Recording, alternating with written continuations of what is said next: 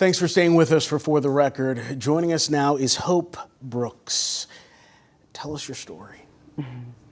April 4th of 2022, I was told I had metastatic colorectal cancer. I'm going to try to get through this, which was probably the biggest shock to people I know as it was to me. I'm pretty healthy and I work out every day, and even Kipper knew me from teaching yoga over the years. And it was like putting your life in a blender, period. You don't have a direction, nobody gave you a map, and I have children. My daughter was 10 at the time, my son was 13, and that was very devastating. So you jump right into treatment and follow the doctor's orders and then figure it out along the way. So I figured it out along the way, eventually moving over to Prisma. And at the same time that I was moving doctors and searching for, nationwide care and what's the best support, there was never a time in my mind that I ever thought this wasn't curable. Mm-hmm. And then the doctor I had first been with said, well, you know that this is incurable. And I was like, well, that's what you say. We'll see. Yeah. And about the time I moved to Prisma, fall of last year, I applied online for Let There Be Mom. I'd seen it around the area, never had really participated, didn't know very much about it. And then Kipper got in touch with me, and she came and we sat together and she walked me through all the things that they offer. And amidst changing doctors in the middle of treatment, making life changes, keeping my children updated, planning for potential surgeries. I took a lot of chemo at the time, and it was a lot. So we did a lot of phone tag, a lot of texting, a lot of emailing, a lot of, hey, you forgot to send me this. And she had asked me, she said, well, what are your traditions? So one of our traditions is we like food. My kids and I like to eat. I'm not really a cook, but I'm a foodie. I like to go places where they know what they're doing. So that kind of started the ball rolling. And I was like, exercise is really important to me. So things like my very first really nice yoga mat. I said, I don't use it anymore. It's old. It's just sitting in the closet. That'd be cool for a keychain. So some of the milestones they talk about, driving, going to high school, going to college, those types of things.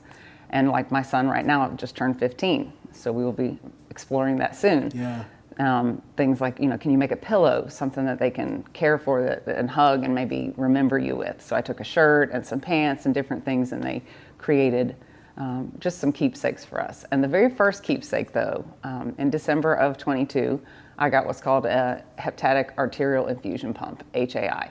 So it's in my abdomen, and it's a major surgery.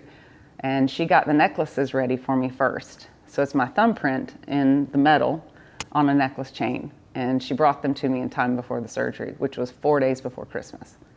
So I was able to give those to my children right away. Yeah. So they have something of me. And my daughter wears hers all the time. My son said, oh, it's right here in my drawer. I don't like wearing a necklace. Right. So we may have to figure out something else, maybe put it on a keychain. But anyway, since then, we've worked through a lot of the items on our list, and we even added one or two, like a cutting board for my son. He loves hot sauce now. That's a new thing. Yeah, oh yeah. Taste buds changing. So that's been completed, and it has little hot sauce and letters on there. And I thought that was pretty cool, pretty neat for him to have going forward when he buys his house or something like that happens if I wasn't around. And if I am around, which I plan to be, I think that's awesome to be able to say, hey, this organization did this for us. Yeah. And at the same time that she's helping me, I was able to help other people on their path in the colorectal cancer journey. So that's been kind of nice to see how Kipper and the team there gives back to our community. And then I've met many, many women here in the area with the same diagnosis on different places in their path. And I feel good about helping them, and I've directed them as well. I'm like, go fill it out. You all have children, see if that's something that would be good for you to do. You mentioned when you got the diagnosis as a whirlwind and you didn't know which direction to go. One thing that would not have changed and didn't change was you knew you wanted to take care of your kids while you were here and even after you're gone. And you're able to do that. 100%. And it couldn't do it without them. For the people who are watching right now who hear your story, and for all of us, our time will come at some point. What would you say to them about being part of this organization, giving to this organization, dining out for this organization? I would encourage anybody I know and I have in person to participate if they have the time. You know, give up their time, see where they can volunteer.